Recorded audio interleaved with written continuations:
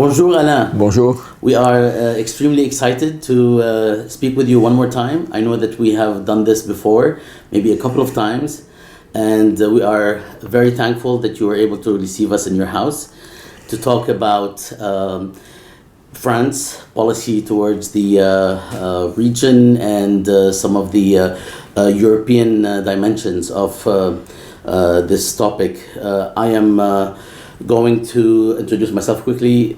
My name is Bassam. I'm with the Status podcast, Al-Wada.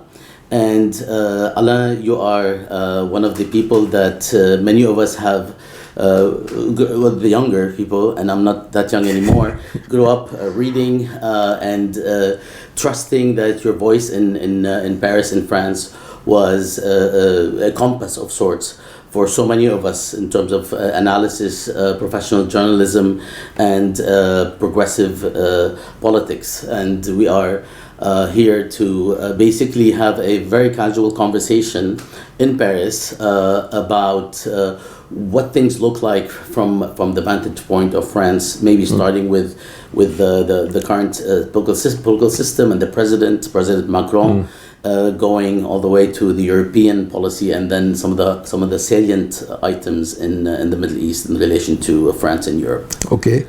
Let's begin with, thank you first for the interview, and let's begin with the political system, because there was a kind of very important change, but in the same time, it doesn't change anything. But the election of Emmanuel Macron 2 years ago was a kind of earthquake in the political system in France. Since 1958, no president has come to the power without a political party. And all of them were saying we are left-wing or right-wing. And we had this guy, very young, less than 40 years old, who said, I'm outside the political system, which is not true, but this was what he was saying, and I will change. And he came at the right moment for him. I mean, the Socialist Party was in crisis, right-wing parties were in crisis, and there was a void. And the void was the result of 20 years of policy, left-wing and right-wing policy, which was the same in reality, I mean, on the economic and social field. And people were tired with it. And so he came and he was able to present as a new generation of leaders. In some way he was. I mean, as I said, the party he's created, La République En Marche, was some socialist, some right-wing, some independent, etc. It seemed something completely new, and so there was a kind of dynamics. But at the same time, this guy is a man of the system. I mean, he has been Minister of Economy. He has been, I mean, the symbol of the neoliberal technocracy in France. And so, and this is very important for what happened after, because he was elected on the basis of the crisis of right-wing and left-wing party and the refusal of most of the French to have an extreme right president. So when there was a second round of election between he and Marine Le Pen, he won overwhelmingly, I mean 65%. But very rapidly he lost his influence, and the movement of Gilets jaunes, yellow jacket, was the symbol of this. I mean, it was so much hated, I mean, by a part of the society which in general don't do politics, don't go to vote, but went on the street because their daily life was terrible. And there was one factor which helped this. He was outside the political system. He was never elected. He was never a mayor. He was never a member of parliament. So he at many times made very clear his contempt for the poor. For example, neither Sarkozy, right-wing president, nor Hollande would dare to say something like this, because they have been elected and they know the political rule. You don't go and insult the people. He has made many things. So this has created a kind of uprising, which at the end, I mean, we can go to it, it's not winning it till now, but it shows that his success was a very short-time success, because in 2 years he has continued the policy of his predecessor. it is even worse, I mean, on the economic social field. And also one thing which is important is, because it's linked in some way with the war on terror, etc., is the attack on public freedom. He didn't begin it. I mean, since 2001, and I think we have got in France 10 new laws about security. But now, for the first time, it is implemented for people who are only in opposition. I mean, they are not terrorists, they are not, it's only people who are demonstrating. The violence of the repression against the Yellow Jacket was terrible. I mean, it never happened for, I think, since the war of Algeria. And this also is a problem. Now we can say he's out of this crisis, but his power is still very weak. One of his only strengths is the fact there is no opposition. I mean, the Socialist Party is in a mess. The left wing, including La France Insoumise with Mélenchon, is also in crisis. And the right wing is completely collapsing, with a part of them joining La République En Marche. So they give him a room of maneuver. But what we can say concerning, I mean, Islam, suburbs, France, etc., is the fact that Macron has one positive thing, and I must recognize it. When the campaign for the presidential election began, it was 2 years ago, but it began, let's say, 3 years ago, I was convinced that Islam will be at the center. I mean, right-wing and left-wing party was preparing attack on Islam, making it a central. And he refused to do it. He is, I mean, in some way more liberal in the United States, and I mean, woman has hijab or not, it's not, he doesn't care, I mean. But, so he refused till now to do it. But it's not sure that it will continue, because there are a very strong pressure from the right and also from the left to make of the question of migrants a central question, and the question of Islam. Of course, especially if something actually happens or more events happen that endanger security inside France. Yeah, but there is no, I mean, even, I mean, if you take the migrants, I don't know, I think we have accepted 10,000 Syrian migrants. I mean, it's nothing. I mean, the German has 800,000, and it has not created any problems. But there is now, I mean... No, I'm talking about security problems, like, another set of bombings and so on. Okay, it can create, but at the same time, I mean, the police has adapted to it, and we might, of course, I mean, I agree the fact that there should be security measures against this terrorist action. But we didn't have any big attack. There will be attacks, I mean, it's evident, I mean, in the international context, but it is it's not a major threat. And I think people are more worried here when they speak about migrants, I mean, here, and there is anti-migrant trends, it's more about social problem. The fact that they are taking our jobs, than the fact that they are strangers.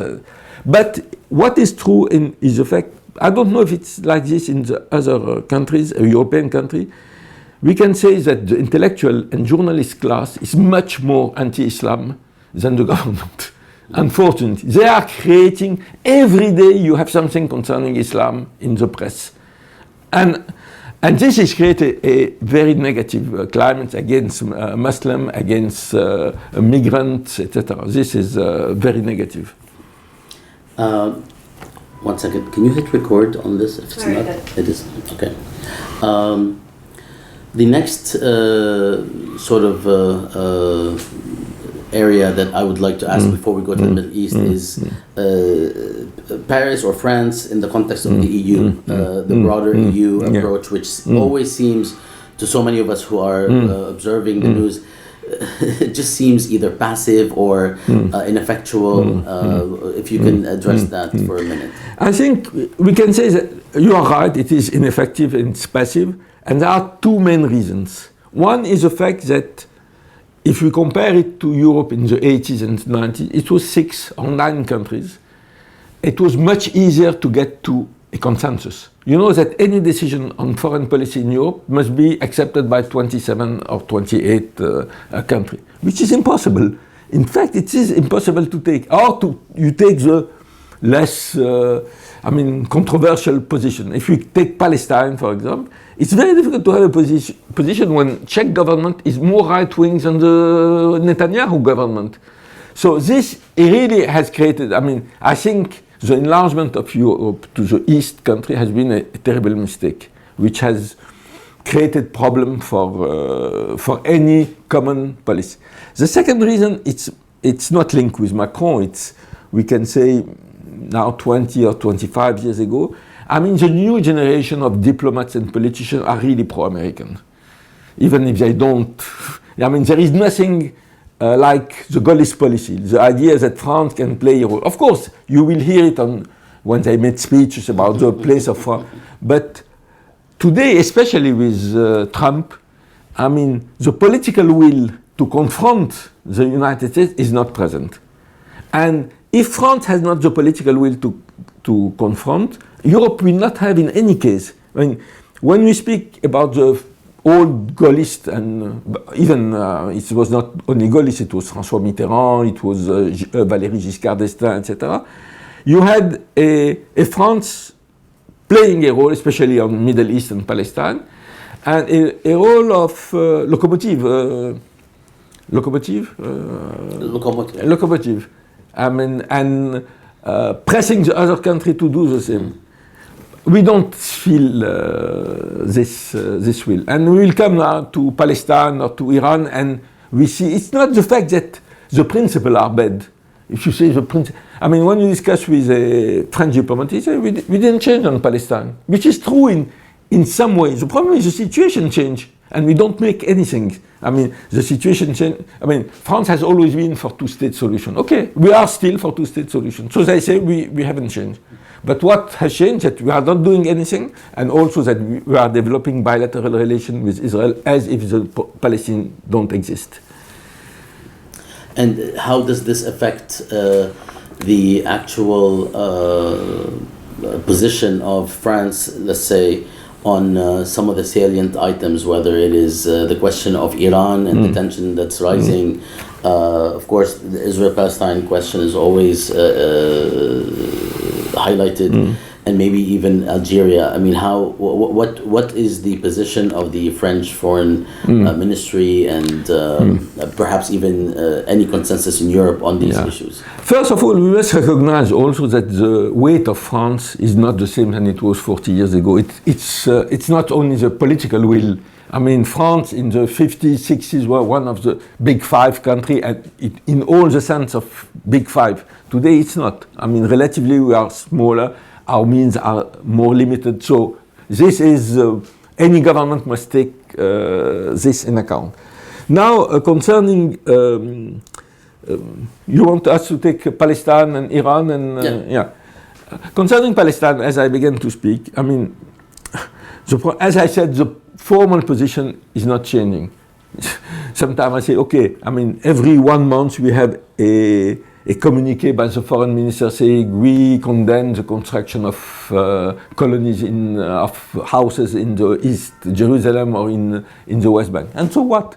The Israeli government don't care, because they know in the end that the bilateral relation, which is very important for them, is there. And as you know now, Israel has a statute in the European Union, which is more or less a member country. And they are making a lobbying inside, which is really, really very active.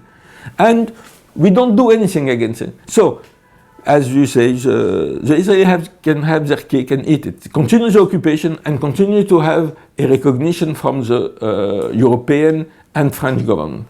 And using more and more, and this is also a new aspect in the French policy, the question of anti-Semitism and the fact to attack anti-Zionism as a form of anti-Semitism. There are a project of law which is saying anti-Semitism is anti-Semitism. That's what the president said once. I hope he will not say it again. It's not sure. It's really a debate in France. But there is also this ideological thing. One of my explanations is the fact that the people who are now in power, it's a new generation of leaders, as I said, which are, let's say, 50, 60 years. They grew up discovering the Holocaust. When I passed the baccalaureate in 1965-66, I had history in my program. The Holocaust was two lines. Now the new generation has been grown up in the idea, which is, I'm not against, that Holocaust is a terrible crime, that France was a part responsible, etc. But they look at the Middle East and Israel as the question of only about the question of Holocaust, which is, very negative. And there is also another aspect, which is the transformation of all the Middle East in an Islamic question. And reading the Israel-Palestinian conflict as a part of the war on terror. If you say, and the French government has accepted the idea that Hamas is a terrorist organization, our ally is Israel. And we see that every time there is something in Gaza, etc., the first thing the French government do is condemning Hamas or condemning the attack on Israel. And the Israeli has been able, if you can say, to kill 500 persons in Gaza, most of them civilian, all of them unarmed, etc., without a real reaction from the government. This is, it's creating an atmosphere, and with a contradiction which at some way will broke. The fact, I think in the poll shows that more and more French are considering Israel as the responsible of the situation, not the Palestinian. As the responsible, as the people who commit, who are the reason why there is no solution, who are oppressing Palestinians, etc., etc. But, very few people vote in France only on the name of Palestine. And thank you. And then regarding the questions of Jerusalem and they moved the embassy to Jerusalem, the American embassy, and the question of annexing the Golan Heights, and now the question of this deal of the century. Where's the French position on those? Of course, France have condemned the fact that the French embassy, American embassy, is going to Jerusalem. They have said that they don't recognize it. They say that Jerusalem must be a capital of two countries. But at the same time, even if it's not the government, the mayor of Paris has 1 week ago inaugurated a place of Jerusalem, inviting only the Israeli ambassador and speaking only about the relation of Jerusalem with the Jews, which is really insulting for everybody. So there is an atmosphere, as I said. On the question of the deal of the century, to be very frank, from what I know, the French government has sent envoys to the Palestinians saying, okay, don't condemn it, wait and see what will happen, what are the proposals, which is very stupid. We know, the Americans are saying very clearly, there is no political solution, we don't want a state, etc. How can you tell to the Palestinians to accept it? So, unfortunately, the time when France was so courageous on the Palestinian. I remember the 1980 Declaration of Venice taken by European Union, not at this time, it was European Community, saying there is no solution without self-determination of the Palestinian, without discussion with the PLO. And at this time we were insulted by Begin, who was prime minister, by the Americans. But finally this was, we helped to brought to the international community that there was no other solution like this. Today we are mute, and this is, and we are mute in part because we consider that, okay, the cards are in the hand of the American. But even Trump, which is completely changing the rule of the relation between Europe and United States, is not provoking a fundamental change in the French policy. And this position of France regarding Jerusalem is also the same position on the Golan? Yes, of course. There is. And is there any kind of European consensus on this part? Yes, I think yes. I'm not sure. I'm pretty sure that there was a common position. No. But your response tells me that it's kind of irrelevant what the European Union does. If we take European Union and Israel, the only thing Israel is worried about is the question of selling the product of settlements in Europe. I mean, there is a judgment from the European Court saying that it must be written that it's coming from settlement. And they are very worried about it. Because this is concrete. I mean, it can have concrete consequence on Israel. But if Israel is in a position where they can do what they want and have the best from European Union, why they will change their policy? I think Europe could. I mean, we have a trade political agreement with all the Mediterranean countries. One of them is Israel. There is point 2 is about human rights. We can use it to suspend something. I mean, I'm not saying breaking with Israel, but at least take some measure. One of my Israeli friends told me, look, you should take one measure which will have really concrete consequence. To say all the Israelis who are living in the West Bank need a visa to come to France, which is a very smart position. To say that you want to go to the West Bank, there is a price to pay. You cannot say there is no price. And last, before we move to Iran, as a discussion, not you and I move to Iran. Before we go there, can you tell us a little bit about if there's any kind of change in the past few years in terms of how campus activism here in France, or activism in general on Palestine and or Israel, has actually changed, or has it? You know, as you know, I mean, Orient 21 has published this documentary of Al Jazeera about the pro-Israeli lobby and the work on the campus, etc. We don't have any equivalent. I mean, the political life is very different. I mean, I think the weight of the campuses in the political life is less in France. I mean, you don't have this kind, but you have activity which are very important in France. I mean, of solidarity and but we can, as I said, I think the public opinion is more sympathetic to the Palestinian. One of the problems is the crisis of the Palestinian movement. It's very difficult to have a solidarity movement when you don't know where you go. And when, okay, some people say, okay, we must go to one state solution, etc. But it's very difficult when the Palestinians don't agree between themselves to say, okay, you should, I mean, people here are divided, as I imagine, and people supporting two-state solution, people supporting one-state solution. What you do, I mean, you tell the Palestinians, we are French, living in France, and telling, this is a good solution for you. So the fact that there is no political perspective is problematic. My position is to say, okay, look, I'm not willing to discuss, there is no political future, I mean, no political solution in the next 10 years. We will not create illusion. But there is one reality, as I said often, you know, the Israeli-Palestinian conflict is terrible, it's complicated, it's 100 years, etc. But there is one thing which is very simple to explain. There is occupation and occupier. And we are in support of the occupier.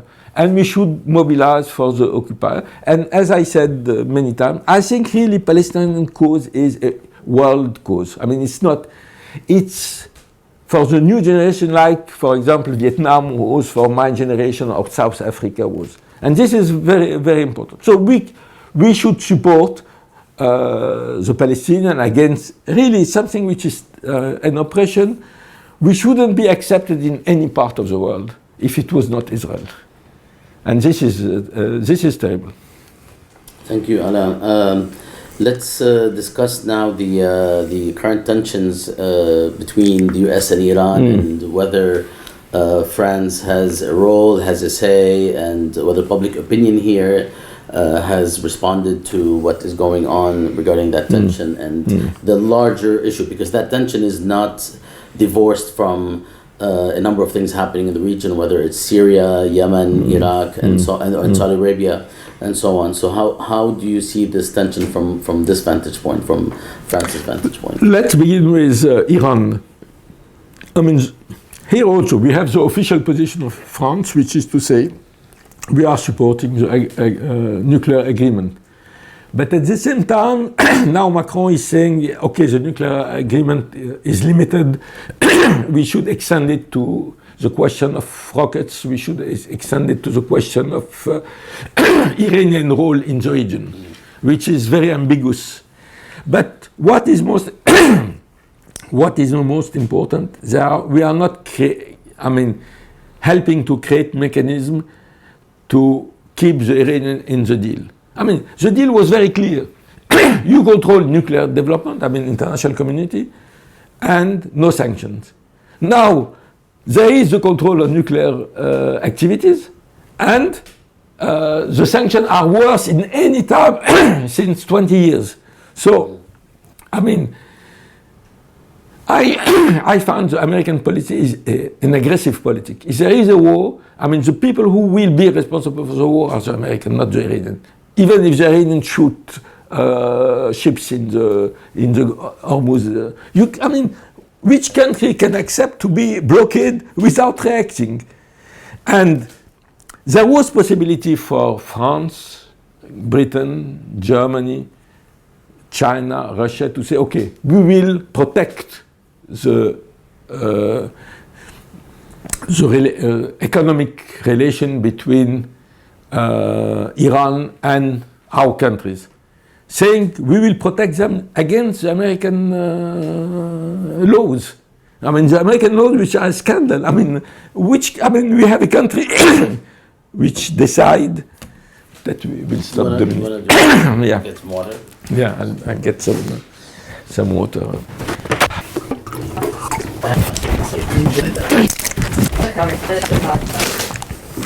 I just take something to open. It's also not a very pleasant thought to talk about some of these things, so it doesn't help.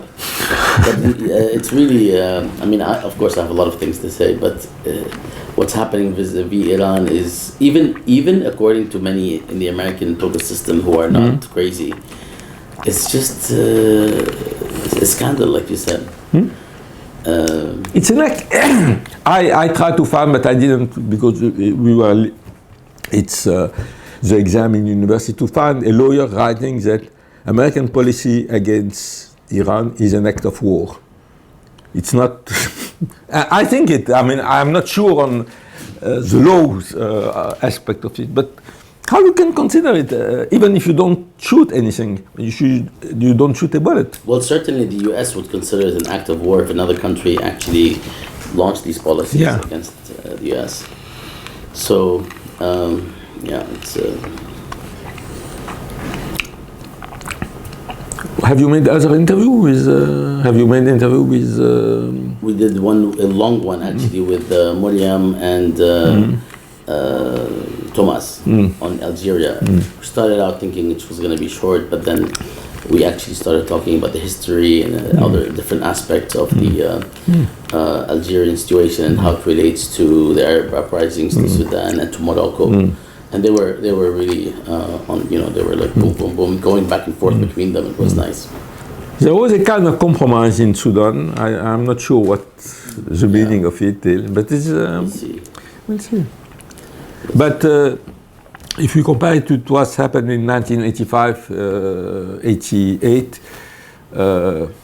between 1985 and 88, it was a military power, and even if there was a coup after. Here there was a kind, it's a balance of force, of course, but it proves that the popular movement is very strong. As perhaps you discussed it yesterday, the demonstration 1 week ago, after the repression of the 3rd of June, it was not sure at all that there will be, the movement will continue, and it has continued so.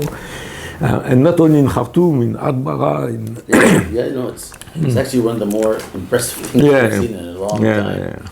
Despite the threats and despite the risk of going to the streets, people are not subsiding. And the problem, in Iran in Sudan is the fact that, it will not be. If the military win, it will not be a military dictatorship. It will be the end of the state. I'm convinced. These are militia. It's not the army in the Egyptian sense or the Algerian sense, which has a kind of role. This guy with the Janjaweed, with his Hemitin, he's a leader of tribal militia. And he will. he will. I mean, the state in in Sudan. I mean, we are in a state of collapse, economic collapse for 40 years. I mean, of mismanagement. I mean, the infrastructure. I was going regularly to Sudan, and every year you see, the rest of the British Empire. I mean, you have big avenues. You have collapsing little by little, and well, we hope this will produce something that can be a model, maybe for other countries who even experienced uprisings but have not really gotten to the finish line. Yes, it will give hope. There was a very interesting article of Reuters about how the coup against Bashir was made with the support of the United Arab Emirates. Oh, really? Yeah, it's very interesting because the relation between Bashir and United Arab Emirates and Saudi Arabia has been very complicated because at least, of course, he sent troops to Yemen, etc. But at the same time, United Arab Emirates wanted them to finish with the Muslim Brothers and with the political Islam. And he didn't want, because it's an important part of his business. So when the movement developed, a part of the people with Bashir said, okay, they went to United Arab Emirates and they get their support. Of course, it was not the only reason, but they say, okay, go finish with him. But of course, we shouldn't consider it as a plot. The popular movement played an important role. But there's been support from the UAE. Yeah. But I noticed this. When there was a movement, the Egyptians who had very bad relations with Bashir supported him, and that the Saudi and United Arab Emirates was much more reluctant for this question of political. The United Arab Emirates think political Islam is the biggest threat. So how can we accept a leader who has some connection with Muslim Brothers and? Well, do you want to go back to Iran? Are you ready? Yeah. Because this was actually interesting. Does this mean we talked about Sudan? A little bit. It sounds like we did. Yeah. But you recorded? We always record. Oh, okay. You are very dangerous people. No, you want to miss good things. Like, if I miss this, I would be upset. Okay, well, you decide if you would like to go back to Sudan. Let's come back to Iran and to say one thing which for me is very clear, that the decision of United States to finish with the agreement, which was an agreement supported not only by 5 or 6 countries, but also by the Security Council, and the fact to impose sanctions at a level never known against any other country, perhaps against Iraq in the 1991, is an act of war. And we cannot accept any Iranian government accepting it. And if they can't sell their oil, they will die. The country will die, not the leaders. And in this sense, it's an act of aggression. Unfortunately, the other country which could play an important role to protect the agreement are the European, Russia, and China. To permit, for example, Iran to sell its oil, to buy Iranian oil, for example, or to protect the French company or the European company who are dealing with Iran. But this means, and we return to the beginning of our discussion about the political will. Are we really willing to confront the United States? And we are not, unfortunately. So we accept that the United States have laws which are implemented outside their borders, which is really, I don't think, sometimes Soviet Union was criticized for imposing its law on Eastern Europe, but it's much worse. Any company which is dealing with Iran can go and pay billions of dollars to the American. So, from the beginning, the big French company, without waiting anything, decided to go out of Iran. Total, Renault, Peugeot, etc., which give an important blow to the Iranian. And after 2 years, we have created a mechanism, I don't know, IMEX or ISMEX, I'm not even sure, which is supposed to help the Iranian. But it will be only with very small company which don't deal with United States and which I don't think it will have any consequence. But it's very dangerous because the Iranians are forced to get out of the agreement. It's not the fact that they are deciding it.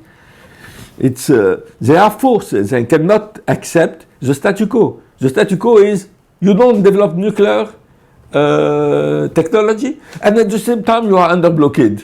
It's impossible. And how do you see this as part of the larger situation in the region, whether from the perspective of France or the EU or in general? In what mean? The relationship between Iran and the United States right now and the escalating.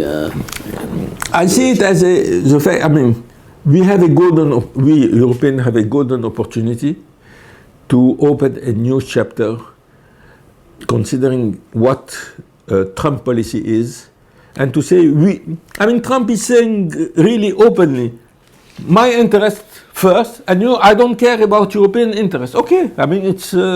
Let's say we care about European interests, or at least, as I said, because you will not make a policy with 28 countries. Let's say France, Germany, Italy, Spain, etc. have a common policy and say what are our interests in the Middle East. If there is a war in the region, I mean, United States is very far. We will have terrible consequences. We will have migration. We will have act of terrorism. I mean, I'm not saying Iran will do terrorism, but the more the region is collapsing, the more we will have, crazy people. So all this is our border. It's not the other side of the Atlantic. So it's very dangerous. But so there's more reason for the EU to have some sort of a stance. Yeah, at least, as I said, some of the, to say, okay, France and Germany are till now the core, but we can have Spain. Italy is complicated because we have this right-wing fascist government. We can play a role. We don't need everybody to be in agreement. And I saw recently there was a declaration of 8 or 9 European countries in support of the nuclear deal on Iran. Okay, let's make these countries with France and Germany, etc. And let's say very clearly that we will not accept the American diktat. Before I let you go, can you tell us a little bit about your thoughts on Algeria?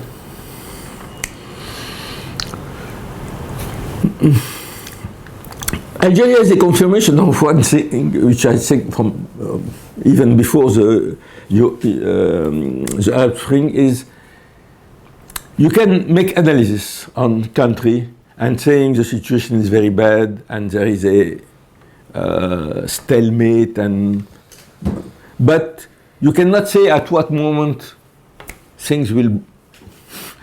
You will have this movement. You couldn't say it in Egypt. You couldn't say it in Sudan, etc., etc. But it's important to say that Algeria, like Sudan, like in some way Istanbul, and what happened in the local election, is a proof that the aspiration to more democracy, more social justice is present. And even with the, counter-revolution which happened in Egypt and other countries, it is still present. And at any moment it can blow up. For example, I'm convinced that it can happen tomorrow in Morocco, or again in other countries where it has collapsed. When there is a civil war, it's much more difficult because before making anything in Libya or in Syria, etc., you must finish the civil war. You cannot have a democratic movement when people are armed, etc. So on Algeria, I think it's one of the things which is for me important is the fact that in some way the people in the street understood many things. First, that violence is not a solution. That they must, as I say, Selmiya, which was, as you know, the beginning in Egypt, etc. And it's important also It's possible also. I mean, it's not always possible. In Syria, it was. I mean, the government decided. I mean, the Bashar power decided it can't be Selmiya. So, but here we have a special situation which is different from Sudan, for example, is the fact that the army will. I don't think the army will fire on people. I mean, that you will have a coup d'état in the. Like it was in they tried in Sudan. Why? Because the Algerian army has a special history. It's linked with the national liberation, and they feel that they are a part of the country, but they don't want to be in the front of the power. They don't need to make to have the power in their hands. So that's also positive.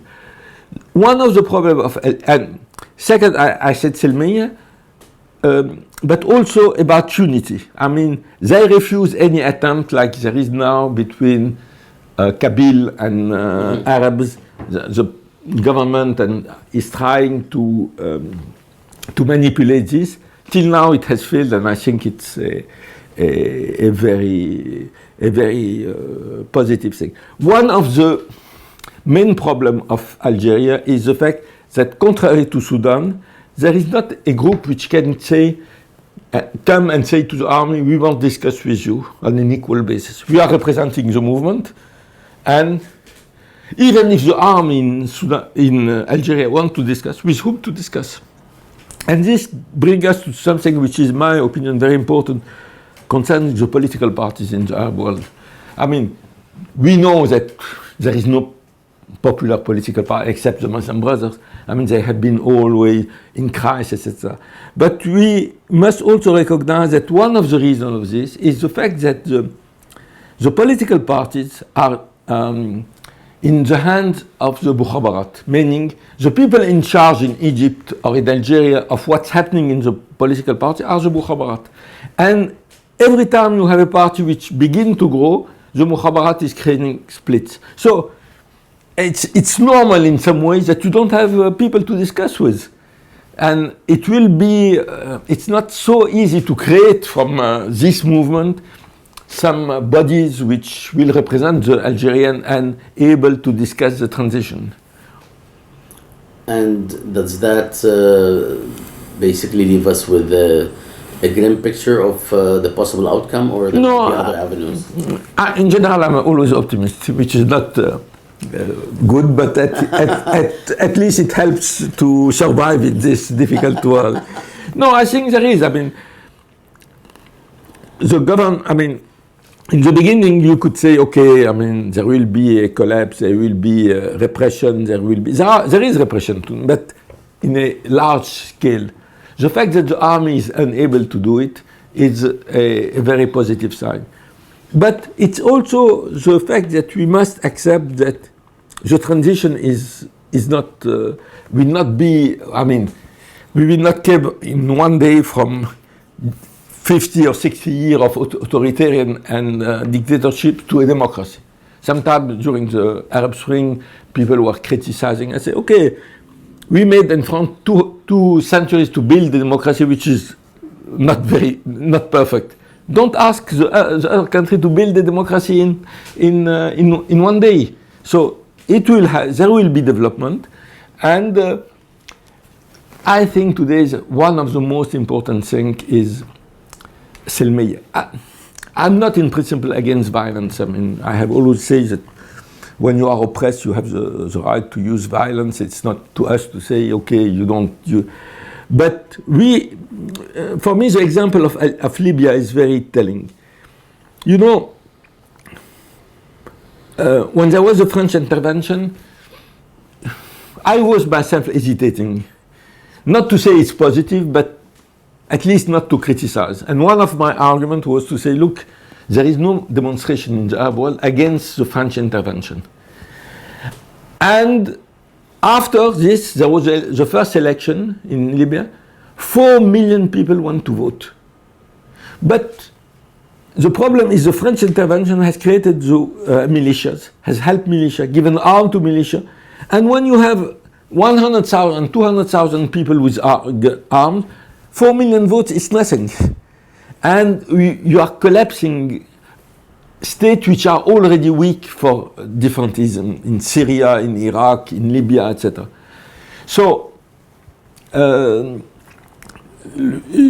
for Algeria, I think it's very important to continue in a way to say, okay, we want a democratic process. A democratic process is not only the election, it's also to have independent media, it's to have a judicial system, etc. And this will take time. And but what is the significance of the Libyan experience to Algeria? For Algeria? You address the Libyan experience and the... No, in the way, I mean, how important Selmaya is. I see. Okay. And also something else which we cannot understand the region and what happened since the 90s, but even before, without saying one word on Western intervention. I mean, Western intervention has been creating more and more conflicts. Even when, as I said, in Libya you could discuss, is it positive, I mean, to finish with Gaddafi, etc. But each intervention has made the thing worse. The worst of it was 2003 in Iraq. They have collapsed not only the state, but the region for years and years. So we must be very, we must say that the Western world is not anymore able to decide what's happening in the region. I make some time... Unless it's bad. Yeah, I made a parallel with what happened after 1914, 1918. I mean, France and Great Britain, they came together around a table, they take maps, they put line and say, okay, this is for me, this is for you, etc., etc. And more or less, for the 20 or 30 next year, it was more, there was insurrection, but it was calm. I think today it's impossible, even if for a country like United States, it's impossible, even if they want. By contrast. Sometimes I say Iraq. You have soldiers and officers coming from Texas, which never get out of their country. They came to Fallujah. I mean, how can they run Fallujah? I mean, it's impossible. And so we must accept this and accept also the fact that, the Western world, and France is a part of it, and we can speak about Mali also, is the fact that the military force is the easiest thing to use. It's the easiest because you are so strong that you can't have any short-term resistance. I mean, we have seen it in Libya, we have seen it in Iraq in 2003, and we have seen it in Mali. But at the end, okay, you came, you send troops, and what? I mean, the result, we didn't speak about Mali, but I'm really worried what's happening in all the Sahel. Mm-hmm. The reality is that the French intervention in Mali is a catastrophe, not only for Mali, but for all the region. Yeah. Okay, so this is indeed gloomy. But I will take your cue and try to be positive. No, it's not only, as I said, we have Algeria, we have Sudan, we have the election in Turkey. So let's... Are you optimistic about the election in Turkey? No, I think it's very important. And also it shows that, the repression in Turkey is terrible, but it has nothing to do with, for example, you can take two countries, Egypt and Turkey. I mean, you can't imagine in Egypt anyone winning the election outside of the power. Here you have, but not because the power is good in Turkey, because there is a social, civil society, there is political parties, there is tradition, etc., etc. So it's very important. And it's possible. Yeah, and it's possible. Is there anything else that you'd like to share with us before we release you? I know you have a busy day. No. Thank you very much Thank you very much. Before, actually, I have something before I release you. Can you tell us, as the editor of Orient 21, which is a very solid publication, online publication that has produced knowledge on the region for a few years now, how have you dealt with all of these issues, and do you feel that you've been able to fill a gap in the online world in Paris and beyond? Yes, I think we fill the gap modestly. I mean, we are not. The circulation is not so wide, but it is important on the Middle East. The fact also that we are publishing in Arabic and in English also is and in Persian also is positive. And we consider it as, a way to speak about, for example, when we began to speak about Yemen, there was very little interest in Yemen in France. And little by little, especially with the involvement of France, there was very much interest. For example, and we made a video 1 week ago about the dockers who refused to charge arms for Saudi Arabia, which something which hasn't happened since 50 years in France. So we are speaking of country other newspaper are not speaking. For example, we had many articles on Sudan, etc., etc.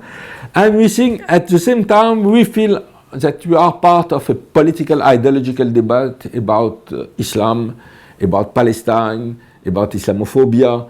And as I said, we are trying to say to our readers and to people that we cannot understand this Arab Islamic world through the vision of Islam, saying that Islam is a way to explain what's happening in Egypt, or we should implement, the rules of social science to this region, like any other. And this is, in some way, it's very against the trend. And can you tell whoever is watching and listening just a little bit about Orient 21, when it started and why it started? Yeah. Because a lot of our listeners and the readers probably don't know. We began, officially we were launched on the 1st of October 2013, meaning more or less 6 years ago. We began a little before, trying to see how it will work. We are publishing 1 article a day, 5 days a week in French, twice in Arabic, once in English and a little in Persian. Our view is what I just said about how we see the region. Our resources are quite limited, but we can rely on a really very important network of researchers in France working on the Arab and Islamic world, and it's young researchers who speak the languages. And also one thing which is very important for us is, when I said we publish in Arabic, we don't only translate our article in Arabic. We want people who write in Arabic and even who don't know how to write in other language. I'm not against international intellectuals who speak Arabic, English, etc., but who are in Egypt, in Sudan, in Yemen, etc., able to write about what's happening in their country, because we think that, we can't only be the guy who explains to the Eastern people how their world is. We must hear what they say about the way they understand their world. And you're able to accept submissions online? Yes. There is a contact, an address. You can find it. Contact. Everybody can send the article proposal, and we are happy to accept it when it's good. And the URL is Orient. Orient XE. This is one problem we have with our world, because XXE is 21 for 21st century, because when you write capital I. Yes, but you can write it on minuscule, but you write XXI is 21st century. This, I think, my generation understand it in France, but I'm afraid that I was too optimistic. Even the younger generation don't. And to be very frank, I don't say if you will keep it. For some people in the Arab world, it's XX meaning pornography, and we have sometimes very strange reaction. So to be clear, it's Orient XXI.info. But if you make Orient XX, you will find it. .info, okay, and then there they can find where they can submit an article. We actually have collaborated before between Jadaliya and Status actually and Orient 21, and I hope we will continue to do this. And I know you collaborate with other online publications and newspapers in the region, so we wish you great success, and we're very excited when I remember when you emailed me and told me you're thinking about producing a publication, and it was great news because we actually need this here, and I hope it will be replicated in other places in Europe. Thank you very much. Thank you very much, Alain. Okay. Thank you very much for hosting us. Thank you.